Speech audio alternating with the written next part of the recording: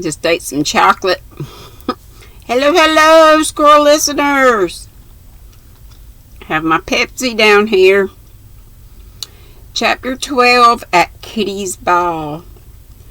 Rose had no new gown to wear on this festive occasion and gave one little sigh of regret as she put on the pale blue silk refreshed with clouds of gaze de chambray. Maybe it's gaze, G-A-Z-E. But a smile followed, very bright and sweet, as she added the clusters of forget-me-not which Charlie had conjured up through the agency of an old German florist, for one part of her plan had been carried out, and Prince was invited to be her escort, much to his delight, though he wisely made no protestations of any sort, and showed his gratitude by being a model gentleman. This pleased Rose, for the late humiliation and a very sincere desire to atone for it gave him an air of pensive dignity which was very effective. Aunt Clara could not go for a certain new cosmetic privately used to improve the one fine complexion which had been her pride till late hours impaired it, had brought out an unsightly eruption, reducing her to the depths of woe, and leaving her no solace for her disappointment but the sight of the elegant velvet dress spread forth upon her bed in melancholy state. So Aunt Jessie was chaperoned, to Rose's great satisfaction, and looked as pretty as a pink. Archie thought, in her matronly pearl-colored gown with a dainty trifle of rich lace on her still abundant hair. He was very proud of his little mamma, and as devoted as a lover to keep his hand in against Phoebe's return, she said laughingly, when he brought her a nosegay of blush roses to light up her quiet costume. A happier mother did not live than Mrs. Jessie, as she sat contentedly beside Sister Jane, who graced the frivolous scene in a serious black gown with a diadem of purple asters nodding above her severe brow, both watching their boys with the maternal conviction that no other parent could show such remarkable specimens as these. Each had done her best according to her light, and years of faithful care were now beginning to bear fruit in the promise of goodly men so dear to the hearts of true mothers. Mrs. Jessie watched her 3 tall sons with something like wonder, for Archie was a fine fellow, grave and rather stately, but full of the cordial courtesy and respect we see so little of nowadays, and which is the sure sign of good home training. The cadets, as Will and Geordie called themselves, were there as gorgeous as you please, and the agonies they suffered that night with tight boots and stiff collars no pen can fitly tell. But only to one another did they confide these sufferings, and the rare moments of repose when they could stand on one aching foot with heads comfortably sunken inside the excruciating collars which rasped their ears and made the lobes thereof a pleasing scarlet. Brief were these moments, however, and the Spartan boys danced on with smiling faces, undaunted by the hidden anguish which preyed upon them fore and aft, as Will expressed it. Mrs. Jane's pair were an odd contrast, and even the stern disciplinarian herself could not help smiling as she watched them. Steve was superb, and might have been married on the spot, so superfine was his broadcloth, glossy his linen, and perfect the fit of his gloves. While pride and happiness so fermented in his youthful bosom, there would have been danger of spontaneous combustion if dancing had not proved a safety valve, for his strong sense of the proprieties would not permit him to vent his emotions in any other way. Kitty felt no such restraint and looked like a blissful little gypsy with her brunette prettiness set off by a dashing costume of cardinal and cream color, and every hair on her head curled in a merry peck-sniffing crop. For youth was her strong point, and she much enjoyed the fact that she had been engaged 3 times before she was 19. To see her and Steve spin around the room was a sight to bring a smile to the lips of the crustiest bachelor or saddest spinster, for happy lovers are always a pleasing spectacle, and 2 such merry little grigs as these are seldom seen. Mac, meantime, with glasses astride his nose, surveyed his brother's performance on the Light Fantastic,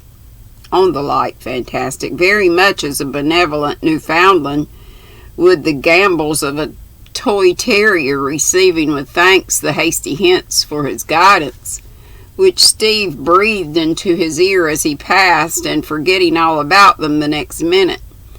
When not thus engaged, Mac stood about with his thumbs in his vest pockets, regarding the lively crowd like a meditative philosopher of cheerful aspect, often smiling to himself at some whimsical fancy of his own, knitting his brows as some bit of ill-natured gossip met his ear, or staring with undisguised admiration as a beautiful face or figure caught his eye.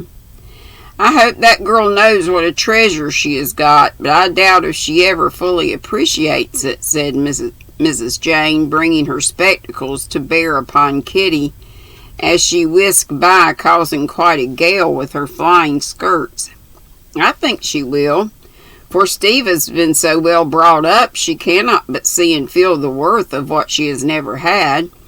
And being so young, she'll profit by it," answered Mrs. Jessie softly, thinking of the days when she and her Jim danced together, just betrothed. "I've done my duty by both boys, and done it thoroughly, or their father would have spoilt them, for he's no idea of discipline. He's no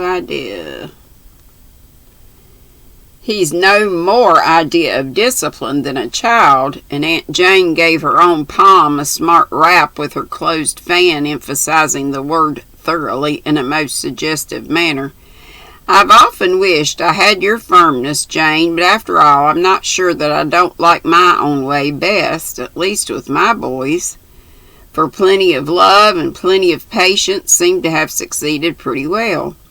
And Aunt Jessie lifted the nosegay from her lap, feeling as if that unfailing love and patience were already blooming into her life as beautifully as the sweet-breathed roses given by her boy refreshed and brightened these long hours of patient waiting in a corner. "I don't deny that you've done well, Jessie, but you've been let alone and had no one to hold your hand or interfere. If my Mac had gone to sea as your Jim did, I never should have been as severe as I am. Men are so perverse and short-sighted they don't trouble about the future as long as things are quiet and comfortable in the present," continued Mrs. Jane, quite forgetting that the short-sighted partner of the firm, physically speaking at least, was herself. "Ah, yes, we mothers love to foresee and foretell our children's lives even before they are born, and are very apt to be disappointed if they do not turn out as we planned. I know I really have no cause to complain, and am learning to see that all we can do is to give the dear boys good principles and the best training we may, then leave them to finish what we have begun."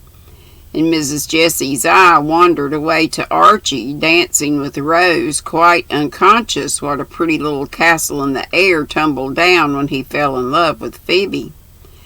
"Right, quite right on that point. We agree exactly. I've spared nothing to give my boys good principles and good habits, and I'm willing to trust them anywhere. 9 times did I whip my Steve to cure him of fibbing, and over again did Mac go without his dinner rather than wash his hands. But I whipped and starved them both into obedience, And now I have my reward," concluded the stern parent with a proud wave of the fan which looked very like a ferule, being as big, hard, and uncompromising as such an article could be. Mrs. Jessie gave a mild murmur of assent, but could not help thinking with a smile that in spite of her early tribulations, the sins of which the boys suffered had got a little mixed in their result, for fibbing Steve,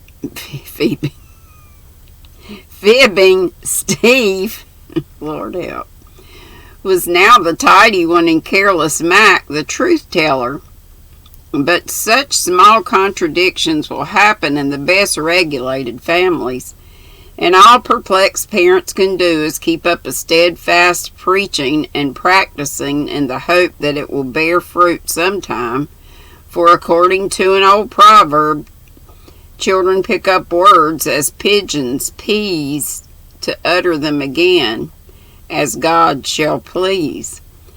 I hope they won't dance the child to death among them, for each seems bound to have his turn, even your sober Mac," said Mrs. Jessie a few minutes later as she saw Archie hand Rose over to his cousin, who carried her off with an air of triumph from several other claimants.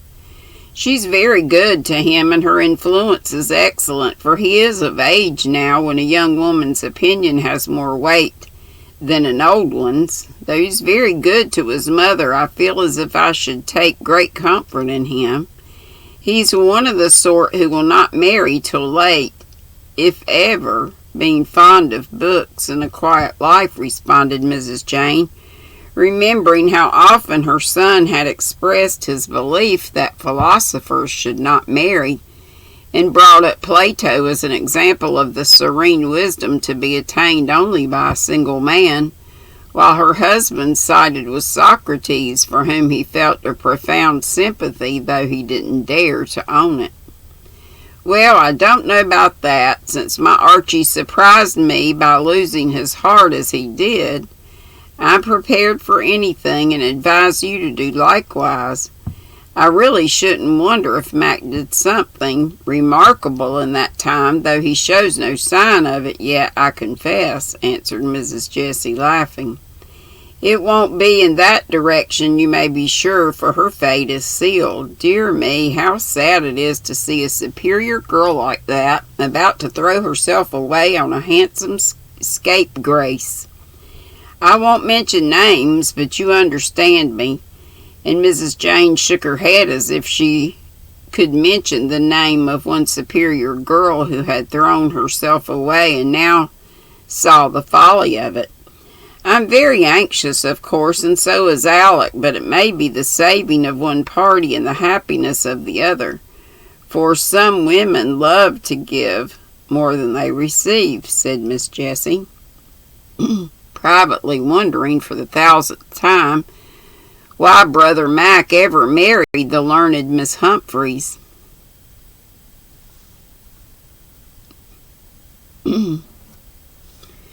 "You'll see that it won't prosper, and I shall always maintain that a wife cannot entirely undo a mother's work. Rose will have her hands full as she tries to set all Clara's mistakes right," answered Aunt Jane grimly, then began to fan violently as their hostess approached to have a dish of chat about our dear young people. Rose was in a merry mood that night and found Mac quite ready for fun, which was fortunate, since her first remark set them off on a droll subject. "Oh, Mac, Annabelle has just confided to me that she's engaged to Fun C. Think of her going into housekeeping in Canton some day and having to order rats, puppies, and birds' nest soup for dinner." "Ooh,"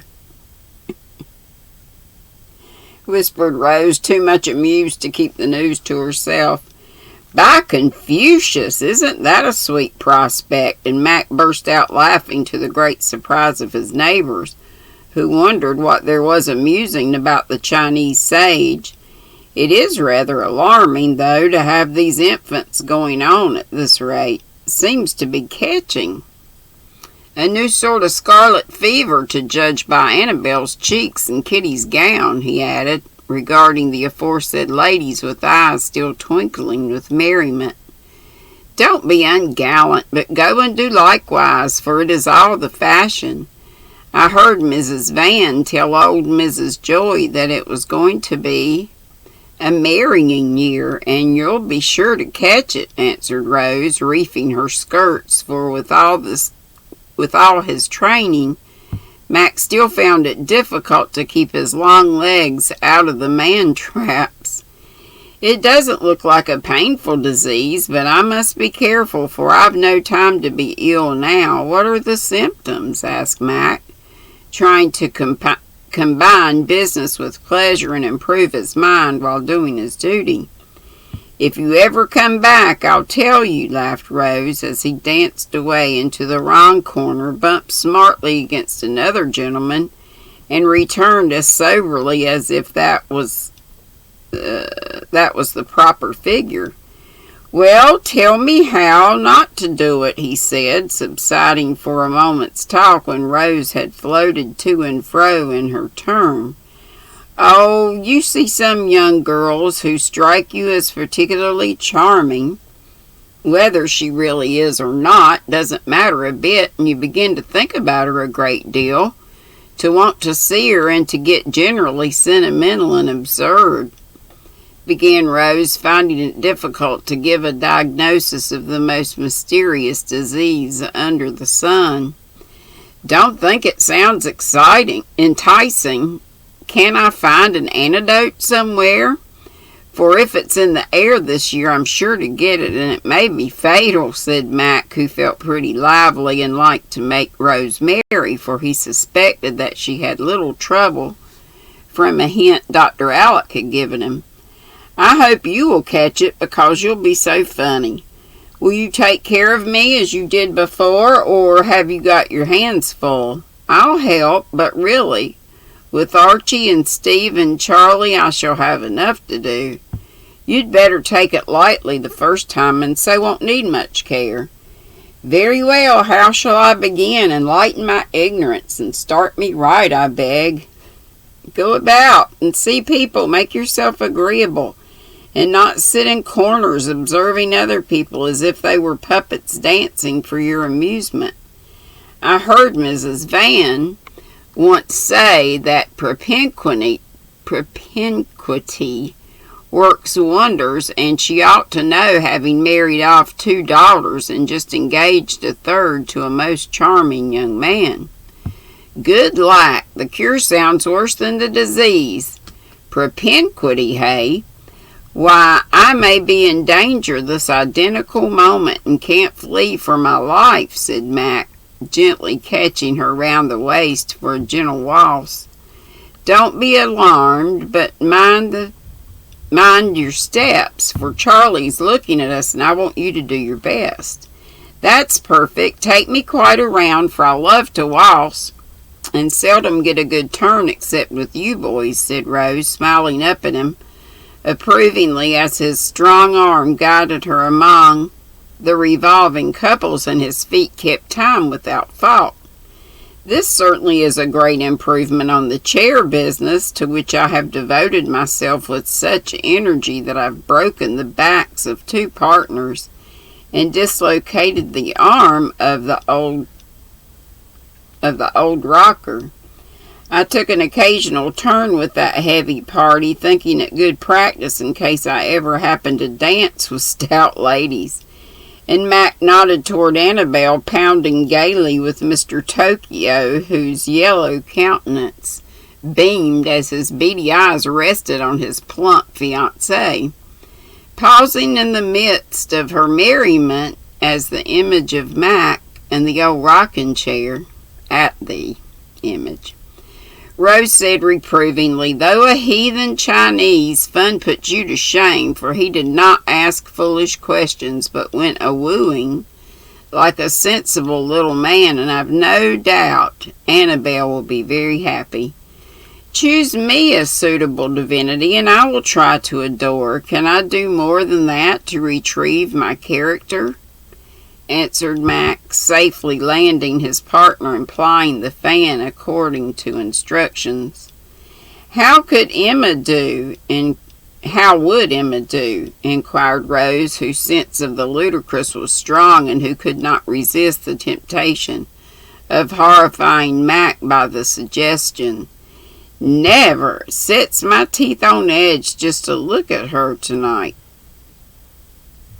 I suppose that dress is a sweet thing just out, but upon my word she reminds me of nothing but a harlequin ice. And Mac turned his back on her with a shoulder, for he was sensitive to discords of all kinds. She certainly does, and that mixture of chocolate, pea green, and pink is simply detestable, though many people would consider it decidedly chic, to use her favorite word. I suppose you will dress your wife like a Spartan matron of the time of Lycurgus, added Rose, much tickled by his new conceit. I'll wait till I get her before I decide, but one thing I'm sure of, she shall not dress like a Greek dancer of the time of the Pericles, answered Mac, regarding with great disfavor a young lady who, having a statuesque figure, affected drapery of the scanty and clinging description.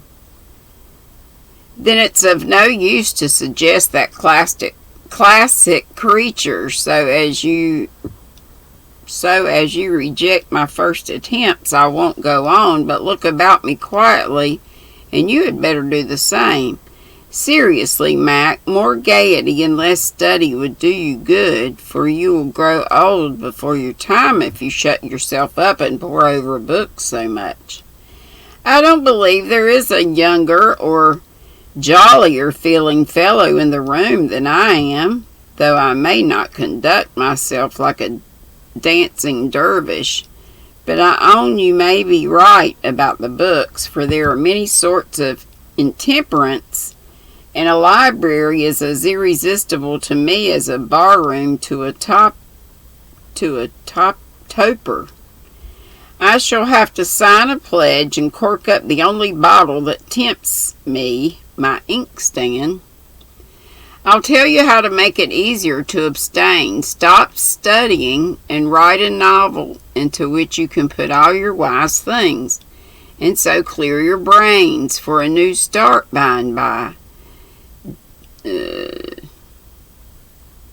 Says, do I should, so maybe so I should so like to read it, cried Rose, delighted with the project, for she was sure Mac could do anything he liked in that line.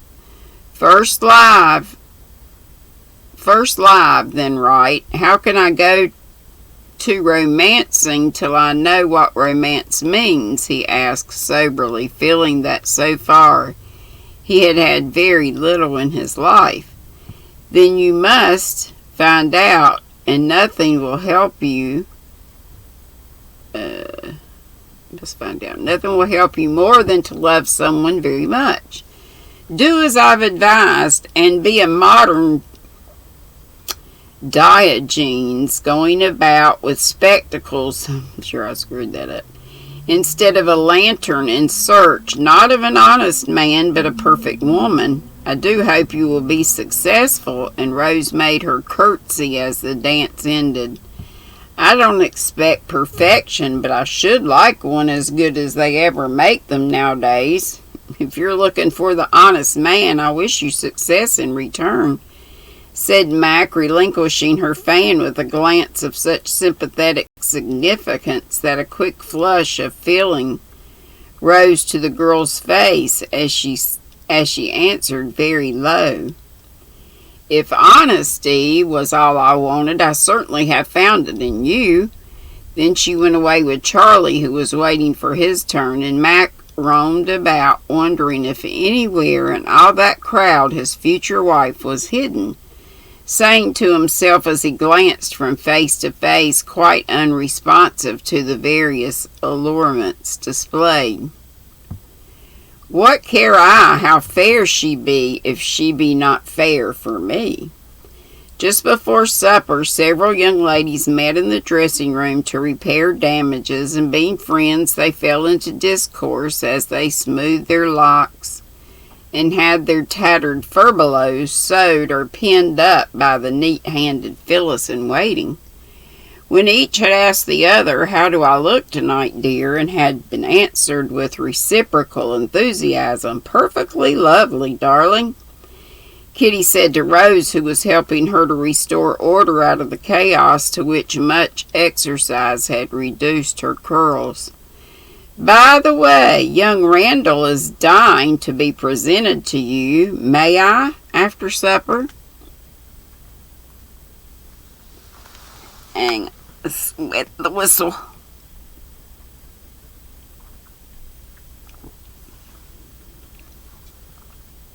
"No, thank you," answered Rose very decidedly. "Well, I'm sure I don't see why not," began Kitty, looking displeased but not surprised. "I think you do, else why didn't you present him when he asked? You seldom stop to think of etiquette. Why did you now?" "I didn't like to do it till I had you so particular. I thought you'd say no, but I couldn't tell him so," stammered Kitty, feeling that she had better have settled the matter herself, for Rose was very particular and had a special reason to dislike this person, because he was not only a dissipated young reprobate himself, but seemed possessed of Satan to lead others astray likewise. "I don't wish to be rude, dear, but I really must decline, for I cannot know people even though I meet them here," said Rose, remembering Charlie's revelations on New Year's night and hardening her heart against the man who had been his undoing on that, as well as other occasions, she had reason to believe. "I couldn't help it. Old Mr. Randall and Papa are friends, and though I spoke of it, Brother Alf wouldn't hear of passing that bad boy over," explained Kitty eagerly. "Yet Alf forbade you driving or skating with him, for he knows better than we how unfit he is to come among us. I'd drop him tomorrow if I could, but I must be civil in my own house. His mother brought him, and he won't dare to behave here as he does at their bachelor parties. She ought not to have brought him till he had shown some desire to mend his ways. It's none of my business, I know, but I do wish people wouldn't be so inconsistent, letting boys go to destruction and then expecting us girls to receive them like decent people." Rose spoke in an energetic whisper, but Annabel heard her and exclaimed as she turned round with a powder puff in her hand, "My goodness, Rose, what is all that about going to destruction?" "She's being strong-minded, and I don't very much blame her in this case, but it leaves me in a dreadful scrape," said Kitty, supporting her spirits with a sniff of aromatic vinegar. "I appeal to you, since you heard me and there's no one here but ourselves. Do you consider young Randall a nice person to know?" And Rose turned to Annabel and Emma with an anxious eye, for she did not find it easy to abide by her principles when so doing annoyed friends.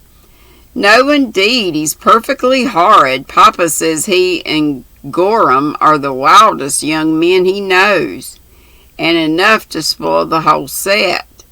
"I'm so glad I've got no brothers," responded Annabel, placidly powdering her pink arms, quite undeterred by the memory of sundry white streaks left on sundry coat sleeves. "I think that sort of scrupulousness is very ill-bred, if you'll excuse my saying so, Rose.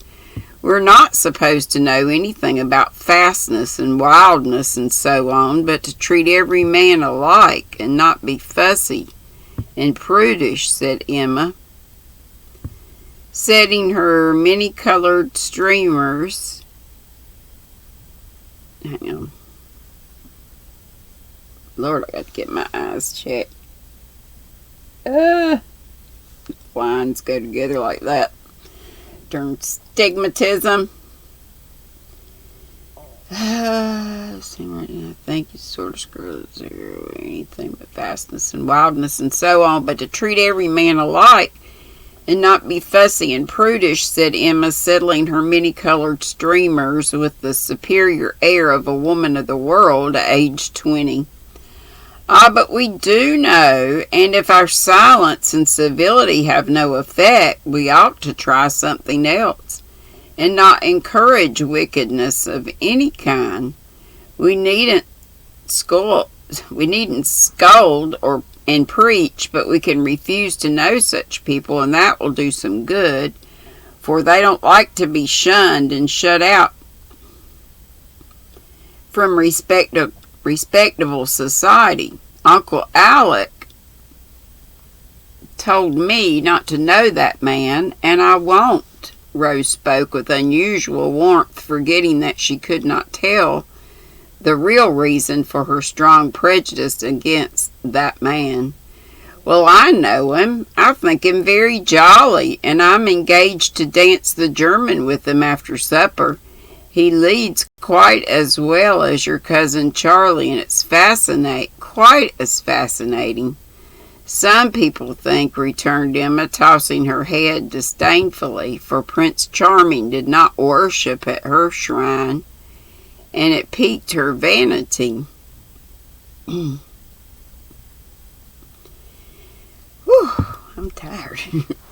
In spite of her quandary, Rose could not help smiling as she recalled Mac's comparison, for Emma turned so red with spiteful chagrin. She seemed to have added strawberry ice to the other varieties composing the harlequin. Each must judge for herself. I shall follow Aunt Jessie's advice and try to keep my atmosphere as pure as I can. For she says every woman has her own little circle, and in it can use her influence for good if she will. I do will heartily, and I'll prove that I'm neither proud nor fussy by receiving, here or at home, any respectable man you like to present to me, no matter how poor or plain or insignificant he may be. With which declaration Rose ended her protest, and the four damsels streamed downstairs together like a wandering rainbow. But Kitty laid to her heart what she had said. Annabel took credit herself for siding with her, and Emma owned that she was not trying to keep her atmosphere pure when she came to dance with the objectionable Randall.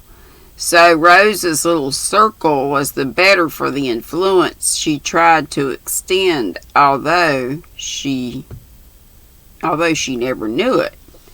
At supper time, Charlie kept near her, and she was quite content with him, for he drank only coffee, and she saw him shake his head with a frown when young Van beckoned him toward an anteroom from which the sound of popping corks had issued with increasing frequency as the evening wore on. Dear fellow, he does try, thought Rose, longing to show how she admired his self-denial.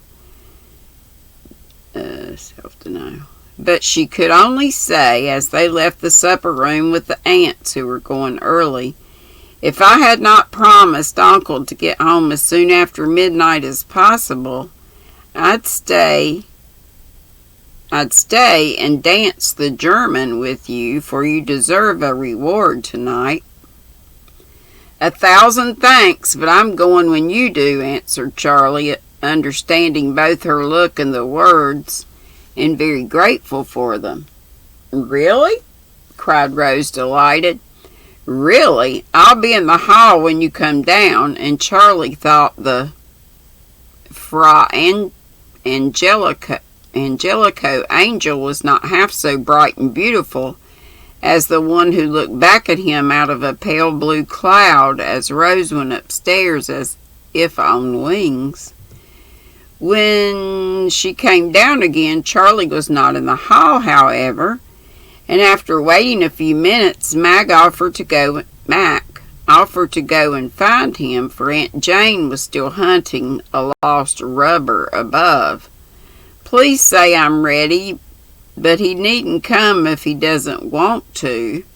And Rose, not wishing to demand too much of her promising penitent, "If he's gone into that barroom, I'll have him out, no matter who is in there," growled Mac to himself as he made his way to the small apartment, whither the gentleman retired for a little private refreshment when the spirit moved, as it so often did. The door was ajar, and Charlie seemed to have just entered, for Mac heard a familiar voice call out in a jovial tone, "Come, Prince. You're just in time to help us drink Steve's health with all the honors." "Can't stop. Only ran in to say good night, Van. Had a capital time, but I'm on duty and must go."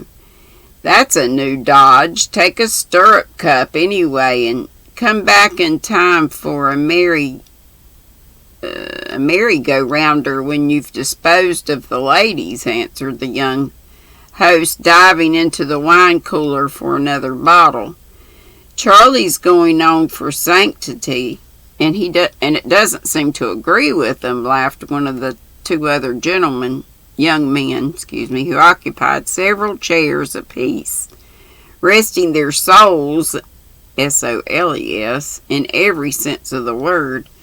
"Apron strings are coming into fashion. The bluer the better, hey, Prince?" added the other, trying to be witty, with the usual success. "You'd better go home early yourself, Borrow, or that tongue of yours will get you into trouble," retorted Charlie, conscious that he ought to take his own advice, yet lingering nervously, putting on his gloves while the glasses were being filled. "Now, brother-in-law, fire away." "Here you are, Prince," and Steve handed a glass across the table to his cousin, feeling too much elated with various pleasurable emotions to think what he was doing.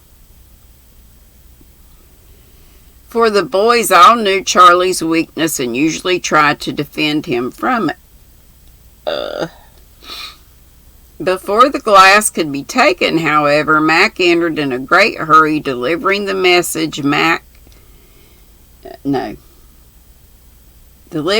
message in an abbreviated and rather peremptory form. "Rose is waiting for you. Hurry up." "All right. Good night, old fellows," and Charlie was off, as if the name had power to stop him in the very act of breaking the promise made to himself. "Come, Salon, like a social drop, and give us an epithelium." I probably screwed that up. "In your best Greek. Here's to you."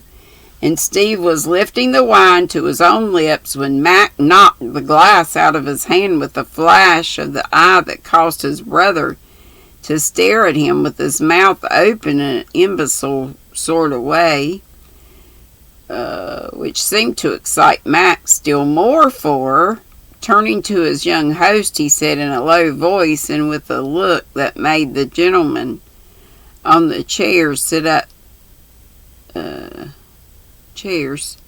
up suddenly. "I beg pardon, Van, for making a mess, but I can't stand by and see my own brother tempt another man beyond his strength, or make a brute of himself. That's plain English, but I can't help speaking out. For I know not one of you will willingly hurt Charlie, and you will if you don't let him alone." "What do you pitch into me for? I've done nothing. A fellow must be civil in his own house, mustn't he?"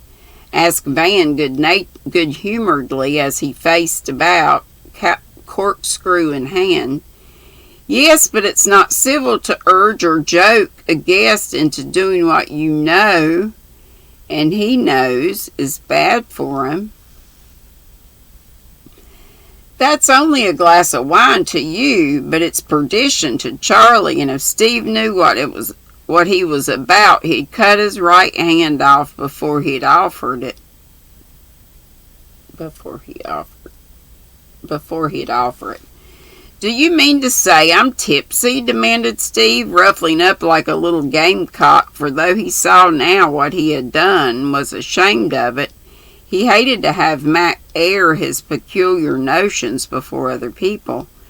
With excitement, not champagne, I hope, for I wouldn't own you if you were, answered Mac, in whom indignation was effervescing like the wine in the forgotten bottle, for the men were all young, friends of Steve's and admirers of Charlie's.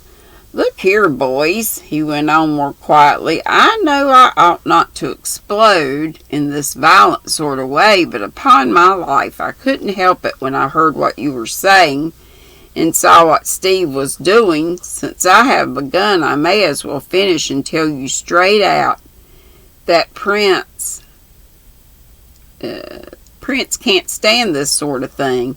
He's trying to flee temptation, and whoever leads him into it does a cowardly and sinful act.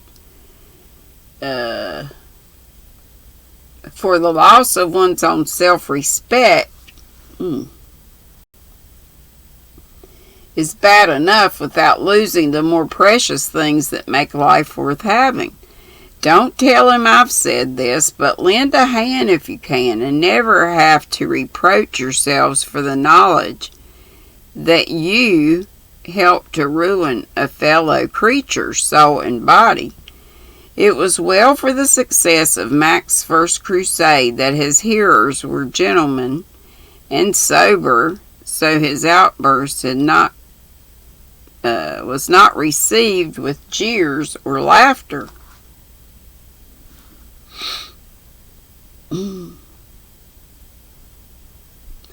But listened to in silence, while the expression of the faces changed from one of surprise to regret and respect, for earnestness is always effective, and championship of this sort seldom fails to touch hearts as yet unspoiled. As he paused with an eloquent little quiver in his eager voice, Van corked the bottle at a blow, threw down the corkscrew, and offered Mac his hand, saying heartily, in spite of his slang, "You're a first-class old brick. I'll lend a hand for one, and do my best to back up Charlie, for he's the finest fellow I know, and shan't go to the devil like poor Randall if I can help it." Murmur of applause from the others seemed to express a good general assent.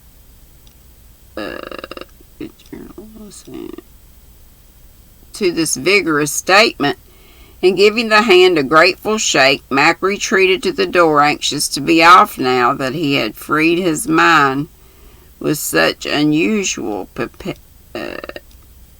impetuosity. "Count on me for anything I can do in return for this, Van. I'm sorry to be such a marplot, but you can take it out in quizzing me after I'm gone.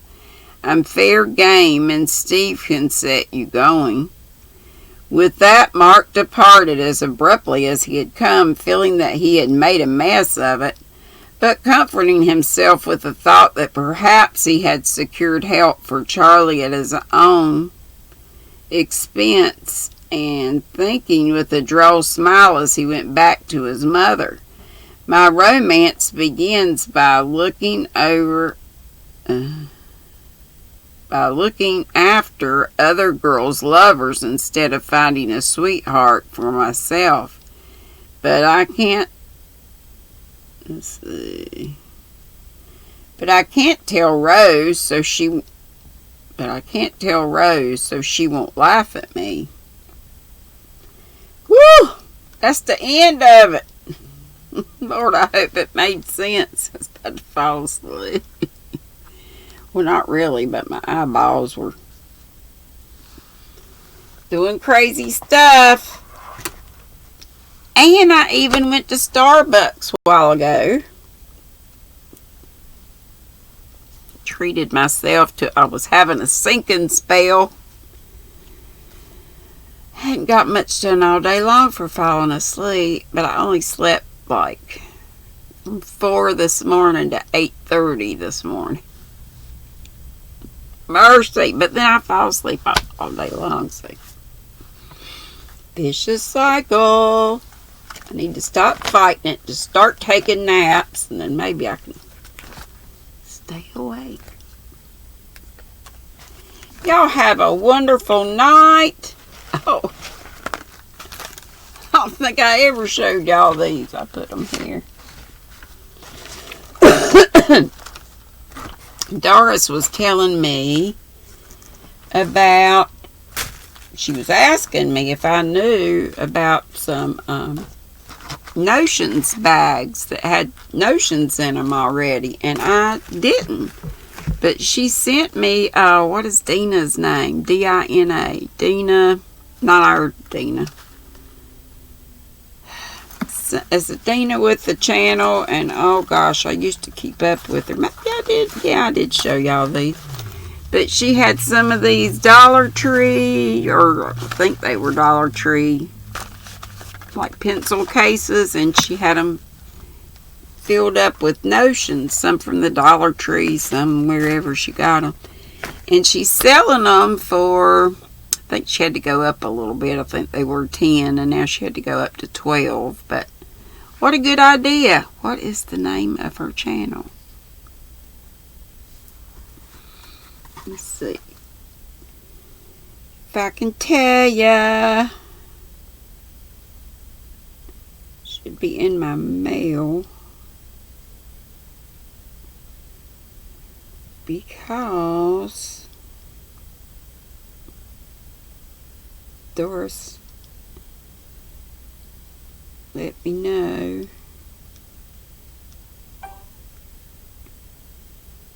Dina's Homespun Fun.